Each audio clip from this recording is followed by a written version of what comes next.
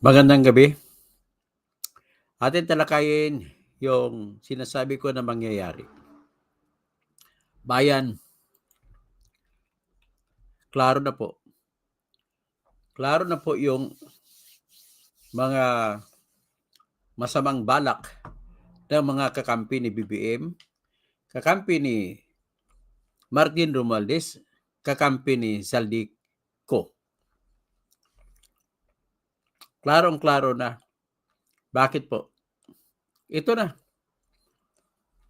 Tatapusin na daw.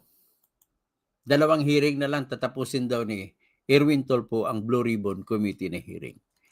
Siya kasi nag-acting. So, ang ibig sabihin po, drama lang po ang lahat ng yan. Ang totoo lang dito ay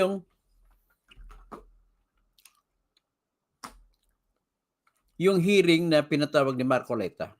Yan ang totoo dyan. Tapos, sa pangalawang araw na hearing ng Blue Ribbon sa pangunguna ni Marcoleta, ay nagsalita yung mga diskaya na mag-asawa. Binanggit si Romualdez, binanggit si Saldico, at anong nakita natin kasunod? Kasunod doon, ng araw na yun, nagkudita kagad, inagaw ng grupo nila Soto ang corona mula sa kay Chis Escudero. At kung nagaw, pinakaunang committee na pinakialaman ng grupo ni Soto ay yung Committee on Blue Ribbon. Kaya tinanggal kagad si Marcoleta. Ang pakay ng lahat doon at punot dulo dito ay si Martin Romualdez. Siyempre, natigil kang nagsunod si Lacson. Kampante na sana sila. Kampante na sana sila na hindi pupunta at walang ebidensya laban kay Tambaluslos. Kampante na sana sila. Pero ang problema, nagulat na naman sila, nasorpresa sila kasi po may sikretong testigo si Marcoleta. Sa katauhan ni Marine Sergeant Orly Regala Guteza na nagsalita na sobrang matapang sa Kongreso o sa Senado at inilahad ang katotohanan na siya ay kinuha na security consultant ni Saldico noong December 2024. At nang pumasok siya doon, isa siyang dating Marine o retiradong Marine Sergeant. At sa kanyang pagpasok doon, ang naging trabaho niya ay tagahatid ng basura. Akalain mo, yung marino, gagawin mo na basurero. Yan po ang nangyari sa kanya. Hindi nga nagkamali, no? Tatlong delivery ng pera mula sa kung saan-saang lugar ang dumarating sa bahay ni Saldico dun sa number 28 Ladybug Street, corner Dragonfly. Dapat na binabanggit ni Gutesa ang detalye pati numero ng street, nagsasabi po siya ng totoo. At ang katotohanan pa ay hindi ka pwedeng pumasok sa Valle Verde 6 kung ikaw ay hindi ka gwardiya doon. So, ibig sabihin, binigyan po siya ng authority ni Saldico na pumasok sa Valle Verde para lang doon sa bahay ni Saldico. Marami sila, 90 sila na security forces. So, ang ibig sabihin, pag lumabas itong nabenta, tapos na ang bulate nila ni Martin Romualdez. Sigurado ako na ang testimonya ni Orly Gutesa ay magiging testimonya din ng mga lulabas na mga Marines. Kasi marami din siyang kasama ng ibang Marines. At may kasama din sila na ibang Scout Rangers. O hindi Scout Rangers, kundi SAF, Special Action Forces na mga pulis. Siyempre, tinrain din po sila sa pagiging honesty. So, sigurado to magsasalita na totoo at para sa bayan magsasalita mga yan kapag pinilit mo. Kaya, Erwin Tulfo, kung talagang ikaw ay makabayan, ipatawag mo sa sunod na hearing ang lahat ng gwardiya na inassign ng Navy, ng Philippine Navy, ng Philippine Air Force, ng Philippine Army, at Philippine Coast Guard inassign doon kay Saldico at kay Romualdez. Lahat sila. At imbestigahan. Para malaman natin kung ang sasabihin nila ay kaparihan din sa sinabi ni Orly Gutesa. Naniwala po kami sa mga Marines na ang Marines po ay hindi lang matalinong klaseng tao, kundi sila po ay pinaka tapat sa bayan, tapat sa katotohanan. Yan po ang ugali ng mga Marines. Kaya nga pumapalakpak yung Medal of Valor awardee na Philippine Marines na si Ariel Quirobin. Ang dami mga Marines na mga Medal of Valor awardee. Na sa totoo lang, kagaya po sa Mexico, inalis nila ang lahat ng pulis sa police stations dahil talamak ng droga hindi na mapapatigil. So para makapag-train sila ng bagong pulis, nilagay muna nila ang Mexican Marines sa lahat ng police station. So ibig sabihin, when push come to shove, we can rely only on one kind of people, the Marines. The few, the proud, the Marines. Hindi ako magtitiwala sa mga premier. Pag galing sa kanilang paaralan, ang tawag sa kanila, courage, integrity, loyalty. Paglabas ng paaralan, unti-unting nawawala. Kapag maging rangko na major, colonel, at kung maging rangko na ng general, wala na. Yan po ang klase ng mga PME. Sa school, stricto sila magpa-implement ng tinatawag na honor code. The cadet does not lie, cheat, or steal, nor consent to the doing of any. Pero kung hindi na cadet, sundalo na, masapin. Pero pag Marines, the few, the proud, the Marines. Kaya ang mga premier na pumunta sa Marines, yan ang maasahan mo. Kaya dito, ang nangyari, nirekomenda ko sa iyo, dapat huwag mong itigil, Erwin Tulfo, ang investigasyon. Sinabi kasi, nakuha ko itong balitang ito kay Teacher Mark Reacts, kaya pinalo up ko kayo. Kasi ang ito lang pong ebidensya na talagang, bakit ka? Tatanungin kita, Erwin Tulfo, sumagot ka sa akin. Bakit nung nagre-raid kayo ng mga budiga ng bigas doon sa Bulacan, lagi mo kasama si Erwin Tulfo? Bakit? O bakit, Erwin Tulfo? Bakit lagi kang kasama? Ibig sabihin po, you are here to protect Samuel Akpan, Martin Romualdez at all cost. Kaya, kababayan, huwag niyo iboto itong Erwin Tulfo ito. Switik ito. Ito po ay fake news na senador. Kinasuhan ko ito sa Senate Electoral Tribunal dahil siya ay Amerikano. Ang problema ko lang sa Senate Electoral Tribunal, hanggang ngayon hindi ko pa natatanggap ang kanilang summons para umpisahan na ang pagpatakbo ng kaso. So, wala pa ko na. Binalita nga kanina ni Teacher Mark Reacts, 2 hearing ka na lang doon kasunod, tapos lilipat ka sa farm to market roads. Hey. Ay, nako. Talagang gagawa kayo ng gawa. Lahat ng drama gagawin nyo para lamang may salba. Alam mo ba bakit? Unang tanong ko lang sa inyo, ito'y katotohanan. Bakit nag-resign si Saldico? Isang sagot lang yan. Para maprotektahan ang kasunod sa kanya. So kung maprotektahan ang kasunod sa kanya, si Martin Romualdez, ang tanong naman, bakit umalis si Martin Romualdez? Kung protektado na siya ni Saldico dahil nag-resign si Saldico at hindi natin makahagilap at siya ay umiikot-ikot na sa Europe, at mind you, ang Europe po kasi, Teacher Mark Reacts, napaka-convenient place to escape. Bakit? Papasok ka lang sa European community, kahit sang bansa ka papasok, lipat-lipat ka lang. At kung bakit Europe ang favorite places ng mga corrupt na tao ngayon, pati si Arjo Ataydi doon sa Europe. Bakit? Isang rason, sa Amerika po hindi na sila makapalagay ng kanilang ill-gotten wealth. Ang magagawa nila sa Amerika ay higpit na kasi si Trump ngayon. So, saan sila? I-deposito nila ang kanilang nakaw na pera sa mga bansa doon sa loob ng Europe na hindi sakop ng AMLAC. Ano 'yon? Liechtenstein, Luxembourg, Monaco. Hindi po naghagilap ng AMLAC yan.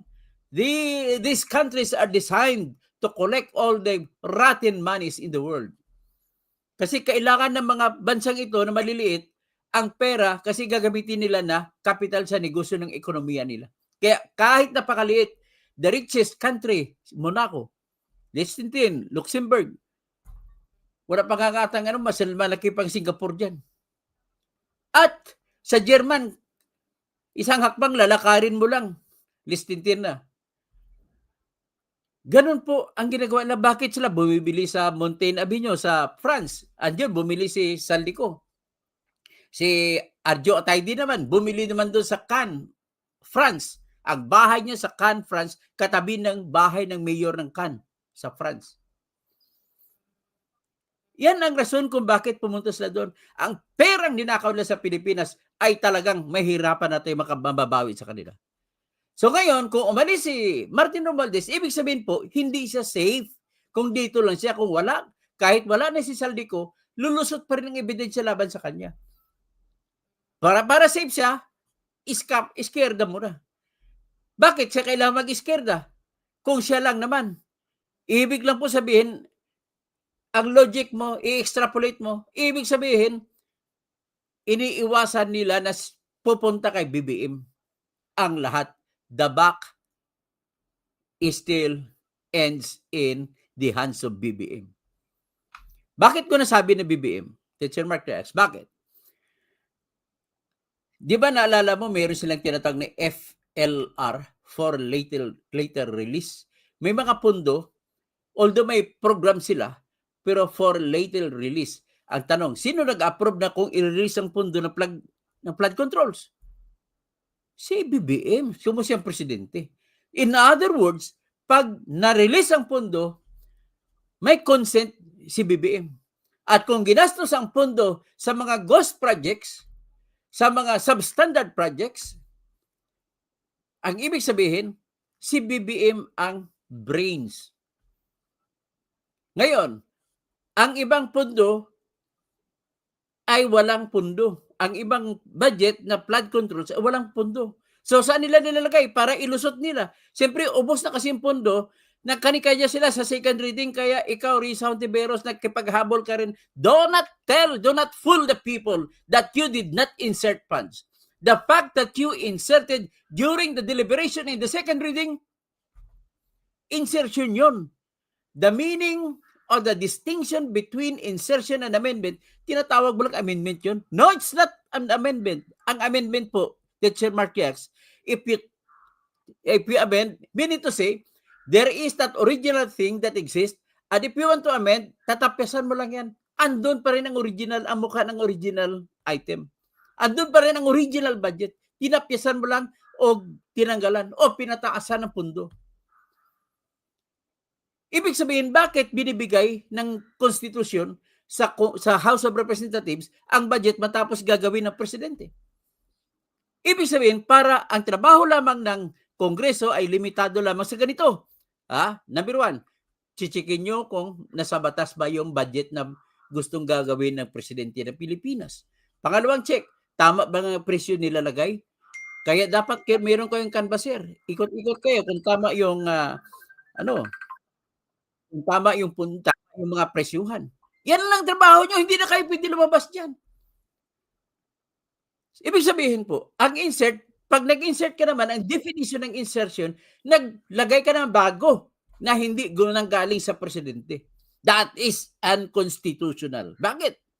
Sa Section 22, Article 7 ng ating Constitution, nagsasabi na ang sole authority, exclusive authority sa pag-propose kung ano ang gagastusan, magkano ang gagastusin, ay nasa kamay ng Office of the President. Ang kapangyarihan ng Kongreso ay re-revisahin lang, reviewin lang kung tama ba o mali. Ganun lang kasimple. Wala kayong karapatan na maglagay ng bago. Kaya, Risa Hontiveros, do not fool the people. Dahil sinabi mo, amendment, tinawag mong amendment. Ito rin si Drilon, tinawag na amendment ang insertion. Fool the people. Kaya wala akong respeto mga dilawan, mga pinklawan, kahit yung mga BBM, kahit yung mga Duterte na senators, wala rin akong respeto sa inyo. Pare-pareho lamang kayo. So ngayon, balik tayo doon kay Erwin. So, ibig sabihin, the buck really ends in the hands of BBM. Ibig sabihin, last touch si BBM.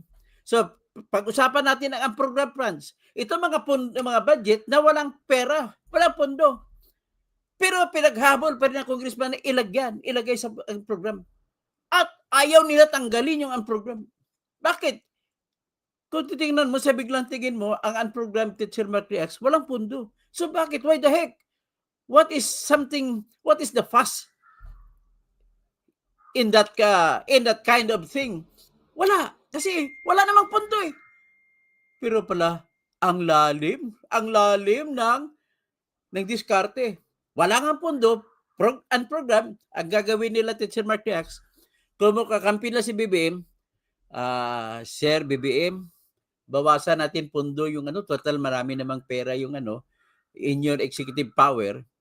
Sabihin na lang natin 50 billion na lang ibigay sa PhilHealth. The rest na budget, wag mo na i-release. Bakit? Kailangan natin ipondo sa program funds. Kita mo na? Ganun lang kasimple. Tapos, di ba, tinapyasan nila yung PDIC, yung insurance agency para sa lahat ng bangko. Kung magdeposito si teacher matrix sa bangko ng 500,000, kahit magsarap ang bangko, mababawi pa rin yung kanyang 500,000. Yan po ang papel ng PDIC, Philippine Deposit Insurance Corporation. Ngayon, lumubo na yung pera ng PDIC. Saan ba kumukuha ng pondo ang PDIC? My God, kumukuha ng pondo sa mga private banks. Walang pondo na kinuha sa gobyerno yan. Bakit mo kukunin yan? Pondo ng mga private banks yan. Ang tawag niyan sa pondo premiums. Para sa ating tao, magpa-insure tayo. May sasakyan ka, teacher matrix, sasakyan ako. Kumuha na ng insurance, kung mawala, sa kaisipan ng karda pasakyan ko, papalitan na bago. Saan nang galing ang pera ng insurance? Hindi sa atin mga in-insure. In the same manner, ganun din ang pera ng PDIC. Walang pera ang gobyerno dyan. Anong ginawa? Kinunan pa ng pondo, 117 billion para ipondo lang sa unprogrammed funds na mga flood control projects. At saka, multi-purpose building. Yan mga paborito nila, pagkakitaan nila. Kaya pag dumating ang the big one, teacher matrix, natatakot ako. Ang mga multi-purpose building po, substandard, hindi sinunod ang engineering design. Natatakot ako. Ang dami-dami diyang mga barangay hall, mga multi-purpose building na matutumba. Masaksihan mo yung mga city hall ng Bugo City. Ano yung Bugo? Di ba? Sa Cebuano, ang Bugo, Bubo. May isa doong si Mike Romero na vlogger sa Pagadian, hinuli ng NBI. Bakit?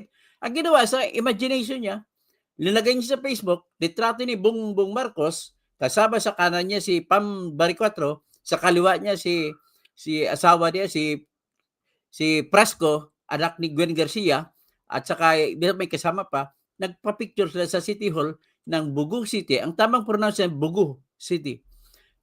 Ang haligi ng Bugo City Municipal Hall, wasak. Tapos, may pangalan, Bugo City Hall. Nilagyan niya ng arong pula. Shhh! Headshot daw yun? Death threat daw sa president? Hindi! Ibig sabihin ni Mike Romero, ito ka, Bugo. Pag i-pronounce mo, patigas ang dulo, Bugo, ibig sabihin, Bobo. Ibig sabihin ng presidente si Marcos, Bobo. Tapos hulihin ni Jimmy Santiago, death threat daw sa president. Kita mo, sinong Bobo? Si Jimmy Santiago ba? Ganun ang mga officer natin ngayon na pinoprotektahan ang si BBM, si Romualdez, si Saldico. So, ibig sabihin, bakit ang tapang? Unang tanong ko, bakit matapang si Saldico? Magsalansan ng mga pagsigit-sigit ng mga flood control projects. Ano yun may budget yan, program funds yan, hindi yan ang program. In-insert nila yan. During the period of amendments. Ang period of amendments, 3 reading kasi ang paggawa ng batas. First reading, ang ginagawa lang sa first reading, teacher Marquez, sasabihin ng majority floor leader, sabi na, Mr. Speaker, here is the proposed bill coming from Representative Teacher Mark Reacts of Pampanga. And this is the bill seeking to create, ganon. Sabihin nga yung speech, refer that to the Committee on Education. Kaya kung halimbawa, tungkol sa edukasyon. Ganon lang ang first reading. Next, second reading, pagkatapos na ma-refer, tatanggapin ng committee, gagawa ng hearing ang mga committee, yan na ang sakop ng mag-uumpisa na second reading. Pag matapos hearing ang mga committee, ang ano man ang pinag-usapan nila sa mga members ng committee, may binabago sila sa bill, isama para sa second reading. Magpa-imprinta sila ng bagong bill as confirmed to by the committee in charge. When it comes to budget, ang committee in charge is House Committee on Appropriations. Ang chairman dyan ay si Swansing. Buti hindi naging Kausing. So ngayon, pina-imprinta nila ngayon ang final bill ng budget bill. At nakalagay ngayon dyan. So ngayon, ang ginagawa ng mga senador, during the hearing pa lang, at saka mga congressmen, sikreto yun, walang debate na yun. Sikreto na yun, kalalapitan lang yung chairman ng appropriations. So, Pajira, o di kaya kaibigan, pakisingit mo naman sa akin doon. Dami kasi nag-request sa akin doon ng mga barangay kapitan. Ito, singit. So, depende ngayon sa mod, pwede sabihin ng chairman ng appropriation, oy, magkano sa akin dyan? Ganun lang usapan.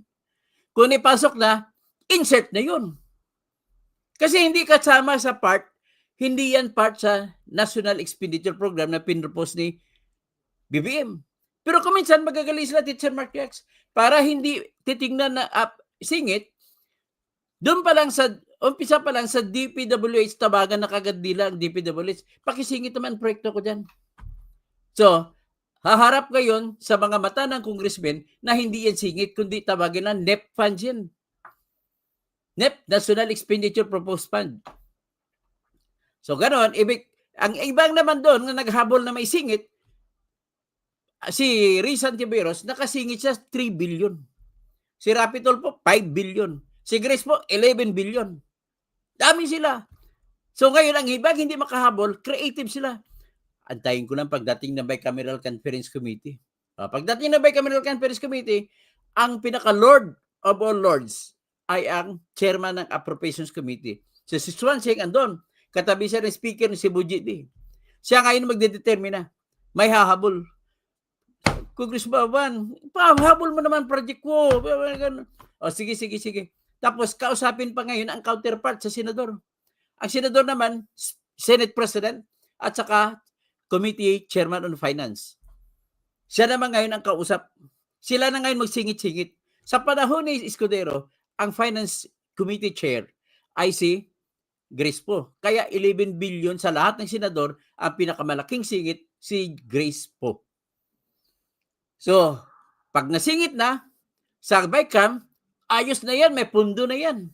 Ibig sabihin, pero mayroon pa rin problema, sasabihin, paano yung Congressman Tutu? Wala na pundo eh. Pwede ba? Okay sa'yo? O sige, ilagay mo na saan program funds. Papayag na yan. Ilagay sa program. Ako naman na mga proyekto ko ang program, wala ko ibang gagawin. Lalakad ako ngayon, sikreto. Lalapit ako sa mga connect ko kay BBM. Siya ang presidente eh. Mahal na presidente. Bigyan mo naman ako, punduhan mo naman yan, no? Tapos sabihin naman ng presidente, kausap mo si Lucas Bersamin.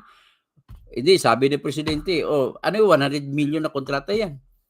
Papayag si presidente, basta 10 million sa amin. Ganun ang usapan. Sabihin, deliberate ang aksyon na ginawa ni BBM sa pagpundo sa mga unprogrammed pa sa flood control projects at saka iba pang mga project. Pati mga for later release, deliberate siya rin ng utos na i-release ang pera. So, ito po ang pinoprotektahan ni Erwin Tulfo dyan. Finally, si BBM ang pinoprotektahan. At isa pa na pinoprotektahan ay si Romualdez. At isa pang pinoprotektahan ay maraming bigay na pera sa kanya si Saldico. So, yan na po. Nang makita nyo yung proseso natin, ibig sabihin napakaraming loophole na pwedeng lulusutin ng mga tiwali na congressmen. Ano ang gagawin natin ngayon?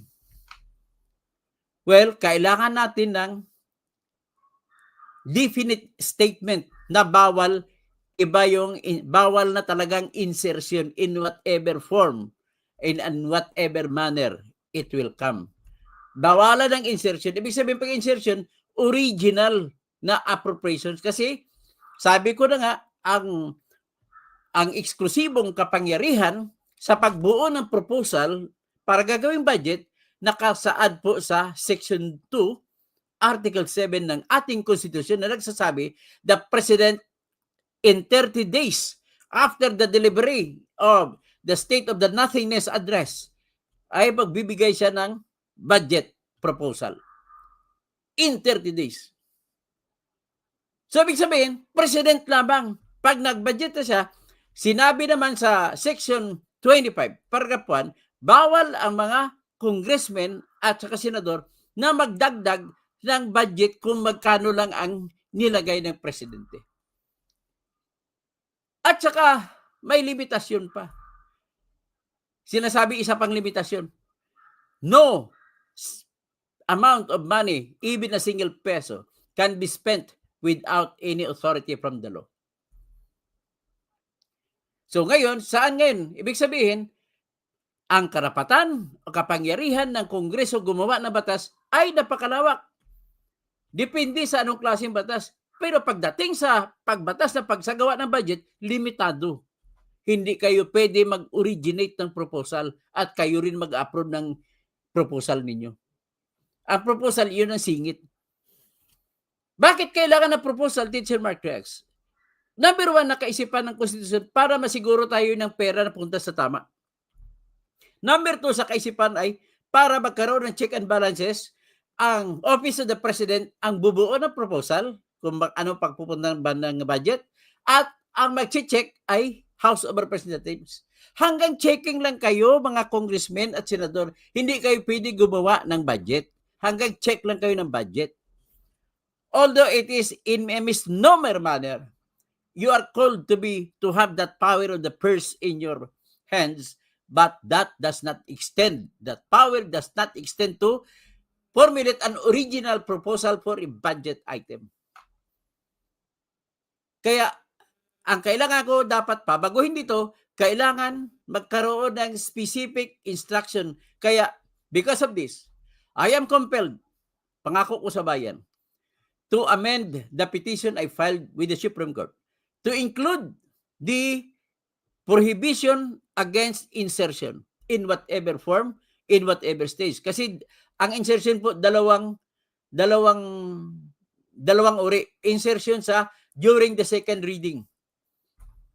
At pangalawang insertion, tapos na yung batas, nagkaibang batas na ginawa ng House, iba kay sa Senate, mag-ayusin nila, pagtugma-tugmain nila yung pagkukontra-kontra. At doon papasok kayo. Alam niyo ba kung anong present kayo na nakapending sa Supreme Court ng petition ko?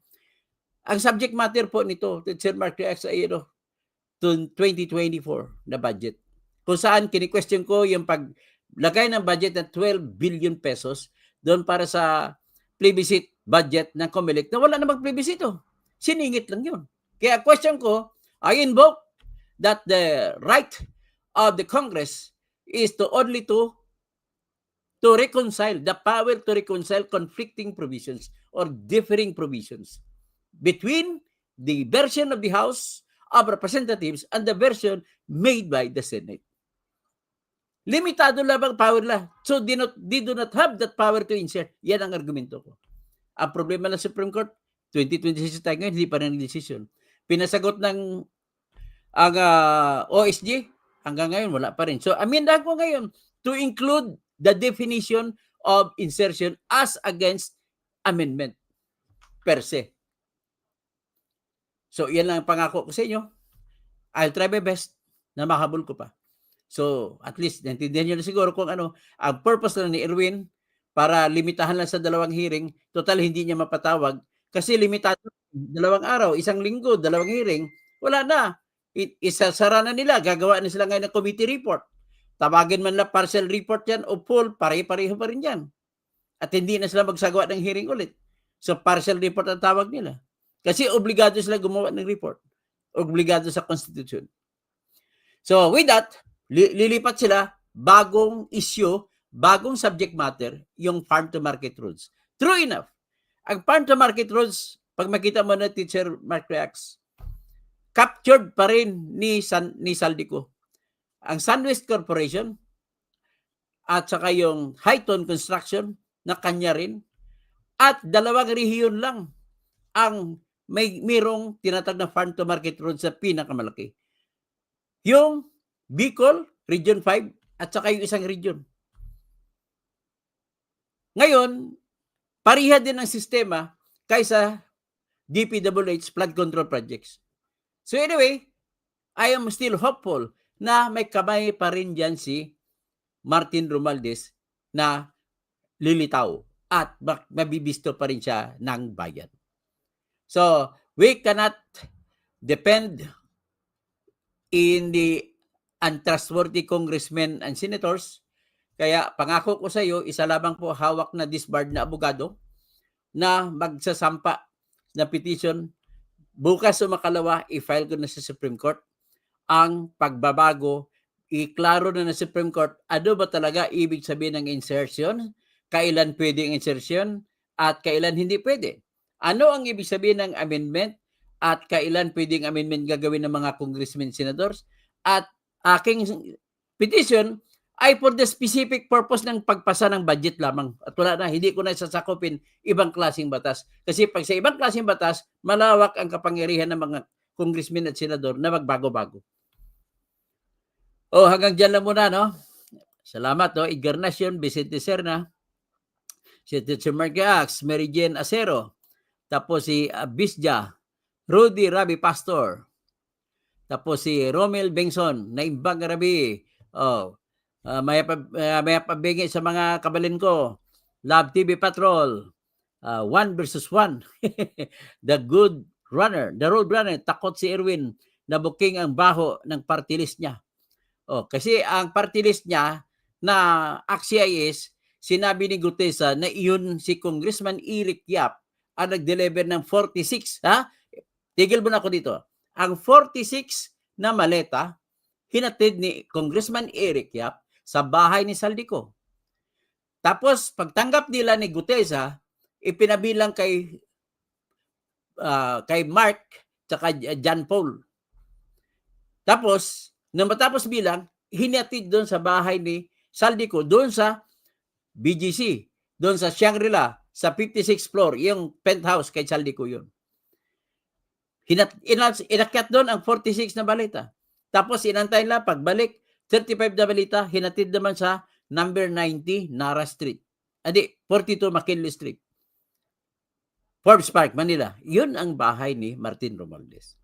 From there on, pull out na sila ni Gutesa. Hanggang doon lang alam ni Gutesa. At least alam niya na dinala nila sa bahay ni Martin Romualdez. At sigurado, walang duda, kay Martin Romualdez pupunta yun. Next, ilang beses sila na-deliver doon? 3 times a week. Kasi 3 times a week din may delivery sa bahay ni Saldico. Pagdating na ng the same routine. Pagdating doon sa number 28, Ladybug Street, corner Dragonfly, ay dadalhin doon sa BGC, sa Shangri-La. Tapos, from that, ihatid naman sa bahay ni Martin Romualdez, doon sa 42 McKinley Street, Forbes Park, Makati. Ngayon, later on, hinatid doon na sa iba pang bahay, number 90, Nara Street, Forbes Park, Makati. Yung pala, bahay pala yun ni Michael Yang na binili ni Romualdez. Bakit? Akala ko tinitira niyo si Digong Duterte sa drugs. Bakit bumili at tinuturo niyo na si Michael Yang, tao ni Duterte? Bakit bumili ka kay Michael Yang, Mr. Romualdez? Kung talagang drug lord si Michael Yang. Diba? Ibig sabihin, kung binili mo yan, di bumili ka rin ng maruming bahay kasi galing sa droga. So anyway, after that, ang kasunod na delivery nila, the same routine, pero this time, doon na sila sa Aguedo Street, sa katabi ng Malacanang Palace. Doon na sila nag-deliver. Para katabi ni Bongbong, madali na lang ihatid. So ngayon, tingnan natin ngayon sa numero. Nung tinanggap nila yung kay Eric Yap, 46 na malita. Binihinatid doon sa BGC na bahay ni Saldico, ang 11 iniwan. Ang 35 binigay kay Romualdez. Ibig sabihin 35, Kay Romualdez lang ba yung lahat? Hindi. Meron na kay Bongbong. Malamang yung 35, 15 ang kay Romualdez, 20 ang kay Bongbong Marcos. Kaya, huwag na tayo magbulahan dito. Ay, nako. Tapos Roadrunner, tapos Fire, ganyan naman pa sila, protecting each other. Oh. Tapos sa atin, bihira tayo makakita 1,000. Sila, ang 1,000 na 1,000, 1 million, nasa maleta lang. So si Fire, they treat politics like business. Mercado Cathy, Dr. Kausing, good evening ho at lahat ng mga viewers mo. Salamat po. The Roadrunner, hinayaan ni BBM magnanakaw si Tambi dahil malaki daw ang ginastos si Tambi noong campaign period. Nako. Teacher Mark reacts, no balance no balance it out. hindi upload. So, Elizabeth Linsangan, magandang po, Dr. Toto Tirador, watching from Los Angeles, California. So, Seawolf, good evening, Dr. Toto. Bergie Piquero, Marcos, mastermind of corruption. Angelito Pajardo, Sinatong Tulupong, magkano ka? Tapos Mary Masidong Agagen, Tulpo Dutayka. Tapos Elizabeth Linsangan, masalamat po sa iyong palipad. Brent Santos, mamayang gabi. Tapos Bergie Piquero, thank you Sir Toto Kausing, your blog is very informative. So Mercado, Cathy, Dr. Toto Kausing, good evening at pati na rin sa mga viewers nyo. Elizabeth Linsangan, Naimbang Rabing, mga kayo amin, mga kabsat ko, hanggang sa Imornibal, sa La Union, pati kayo na sa Ilocos Norte, Ilocos Sur, Naimbang Rabing kay, Chabit Singson, Manong Chabit, Mary Rose, tapos Bergie Piquero, Romel Bengson, in aid of legislation lang daw at hindi nagpaparusa ang Blue. It doesn't matter kung hindi nagpaparusa. What is important is the information that will be shared to the public. Luko-luko talaga sila. Marie Rose, ang kaganda, katotohanan po ng buhay dito, Teacher Mark Reacts. Pag nagsampa ka ng kaso sa ombudsman, hindi alam ng tao, pwede magikin. Ngayon sa ICI, yan ang problema ko, magikin nila yan. Kasi hindi alam ng tao kung ano nangyayari. Pero kung dinaan mo na sa hearing sa House o sa Senate, bago nila kinaso, yan ang mas maganda, pabor ang tao dyan. At least nakita natin kung paano sila sumagot. Si Mary Rose, Toto, meron din daw insertion si Ping Baliling. Mutya ka, Baliling. Layo-layo. Ping Lakson, Baliling. Koratong. Ay, nako. Rayon season, Katoto, yung unprogrammed funds are funds or money or budget. They are not projects without funds. Correct me. So, they are, sabi mo, they are not projects. Project pa rin sila, pero wala lang pundo. Unprogrammed projects ang tawag nila dyan. O unprogrammed allotment. Pero pag napunduhan nila, magiging project na natutuong project. So, Bobby Admain, may taong mastermind na nagkukumpas sa mga ginagawa niya para iligtas ang amo nila. Isusumbong ko siya kay Ben Tolpo. Ben, patulong ka. Birahin mo kayong kapatid mo. Di ba sinabihan mo na yung winarningan bitawan niyang Blue Ribbon Committee? Ginagamit siya. Lupit ng analysis mo, Toto, dahil dyan naniniwala kami. Yan naman ang katotohanan ng buhay. Yan naman ang batas. Sa proseso ng paggawa ng batas, i-analyze mo lang konti, ilagay mong desire to earn money. So, tapos Rayon season, Katoto, unprogrammed funds are not projects without funds or budget. They are funds or budget that are still mas maganda siguro Rayon season, gawin na natin. Unprogrammed projects or funds are projects that only waits to be allocated. That only wait to be allocated. Pero sigurado lalagyan nila. Rodel Calinog, punta na tayo sa Forbes. Okay? Dapat nga pag people power kayo sa Forbes at nakalusubin yung mga bahay nila. Ang bahay nila, pag-ari natin lahat yun. Kay Martin Romualdez, 6 ang bahay niya sa Forbes. Honorio Bangkaya, para matakpan din ang tulpo sa Kongreso. Rinon season, Katoto, yun, nabasa ko na yung Rinon. So in other words, they are extra funds. Actually, ano yan eh, hindi extra funds eh. Ang ginagawa nila rin ni masama, magdidesisyon si BBM, ang iba huwag na implement. So may savings ngayon. Pag may savings, pwede na ipasok sa program funds. Ang pagpili pala kung aling program funds ang gagastusan, si BBM ang namimili nun. Kaya huwag siya magsabi na inosente siya dito.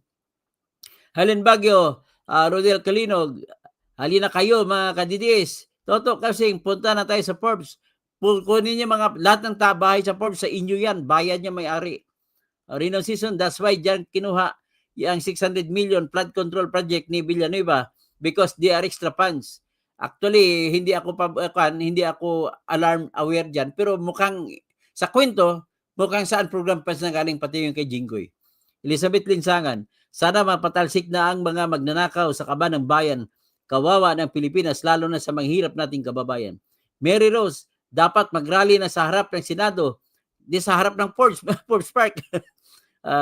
At manawagan na ituloy ng hearing. Dapat ituloy ng hearing. Kahit hindi na si Marcolita mga mangulo, pero kaya lang pag si Ping Lacson sa kasi kung bakit umalis si Ping Lacson, hindi niya kaya na mapapatawag si Romualdez. Yan ang katotohanan ng buhay diyan. Froxlex, have watching from Surigao. Seawolf, sa madaling salita, ligtas na ang pamangkin ni Erwin na pinakamalaki ang pondo sa flood control at umiinom ng wine doon sa Omnia Bar dan sa Las Vegas, Nevada. Nagbabayad ng 6.7 million, 2 gabi sa bar. Si Alex Tapawan, gandang gabi po. Emmanuel Chan, Atty. Toto Tirador, kaduda-duda ang mga pahayag ni Gutesa. Hindi po ako nagdududa doon. Tama po 'yun.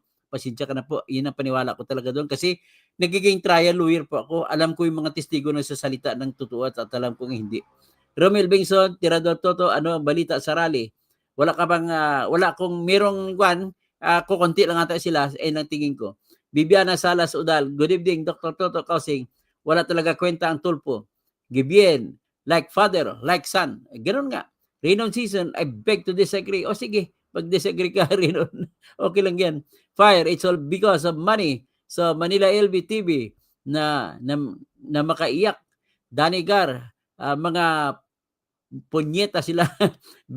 Bibiana Salas, Odal, sana Dr. Toto butuhin ng tao, batuhin ng tao sa bahay ni Romualdez. Siguro mas maganda siguro ipakita ko sa inyo dito yung ginawa ng mga Indian, ng mga sa Indonesia. O ipakita ko lang ginawa sa Indonesia. Alam mo, hanggang ngayon, mainit pa rin mga tao sa Indonesia. Ang bahay ng mga opisyal doon sa Indonesia, giniba nila yung pader at pinasok at binato-bato ang bahay na parang Forbes Park. Ito, tignan nyo. Sa Indonesia ito. Ito. Ba nila yung bakod? Kung isa pa rin taong bayan sa Indonesia, yung mga bahay ng politiko at government official hanggang ngayon. Ayun, ginilaba nila yung bakod ng bahay ng isang politiko para makapasok ang tao at gantihan na naman ang mga politiko nagalit sa kanilang bansa. Ayan, nasira na yung bakod. Tulong-tulong sila itaom. Ayan na, inuunti-unti nilang batuhin yung mga bintana at parte ng bahay. Iniisa-isa pa rin taong bayan sa Indonesia yung mga bahay ng politiko. Ayoko mangyari yan sa Forbes Park. Pero mangyayari sa Forbes Park kung hindi pa rin makinig ang Senado na ipagpatuloy ang hearing. Kasi yan lang ang nagsisilbi na pumipigil sa galit ng tao kung mayroong tinatawag na hearing. Sino pa iba? Paulo Vicente Villegas, Dr. Toto, pati din sa Nepal. Sa Nepal, ganun din. Sa Nepal. So, with that, I'm asking you to pray for the Philippines. Salamat po.